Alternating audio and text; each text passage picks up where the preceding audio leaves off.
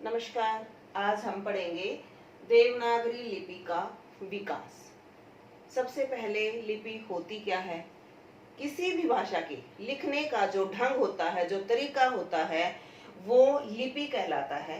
हम जानते हैं कि हमारी हिंदी भाषा की जो लिपि है वो देवनागरी है। तो आज हम देवनागरी की विकास यात्रा किस तरह से वो विकसित हुई है, कैसे हमारी देवनागरी लिपि बनी है, उस चीज को हम आज यहाँ देखेंगे। तो भारत की सभी जो लिपियां हैं वो ब्राह्मी लिपि से निकली हैं। ब्राह्मी लिपि को हम मानते हैं कि ब्रह्मा की जो लिपि है वही ब्राह्मी लिपि है और उसी से हमारी देवनागरी लिपि निकली है। ब्राह्मी लिपि के दो भेद हैं, उत्तरी ब्राह्मी व दक्षिणी ब्राह्मी। जैसे जैसे गुप्त काल आया, सबसे पहले वैदिक जो आर्य लोग थे जो, उन्होंने ही ब्राह्मी लिपि का प्रयोग किया था। और उसके बाद जैसे समय के बीतने के साथ साथ में जैसे जैसे गुप्त काल आया तो ब्राह्मी लिपि के दो पार्ट हो गए, दो भेद हो गए। एक उत्तरी जो उत्तरी भारत में बोली गई और दक्षिणी जो दक्षिणी पार्ट में बोली गई। तो उत्तरी ब्राह्मी से नागरी लिपि का किस तरह से विकास हुआ है, वो विकास प्रक्रिया हम यहाँ देखेंगे। जैसे उत्तरी ब्राह्मी से, मैंने बताया कि उत्तरी ब्राह्मी से ही हमारी देवनागरी बनी है।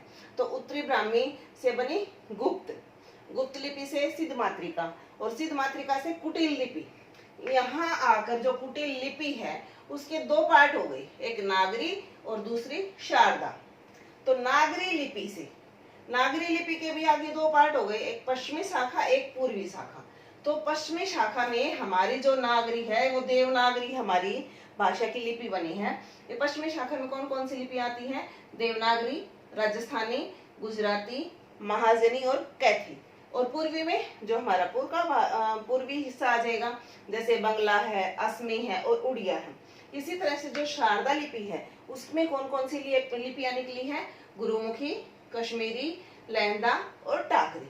तो हमने देखा कि कहीं भी कोई भी क्षेत्र ले लो, विकास प्रक्रिया निरंतर चलती रहती है। और किस तरह से जो हमारी ब्राह्मी लिपि से किस तरह से विकसित होती हुई लास्ट में देवनागरी लिपि हमारी भाषा की लिपि बनी है, वो प्रक्रिया हमने यहाँ देखी है।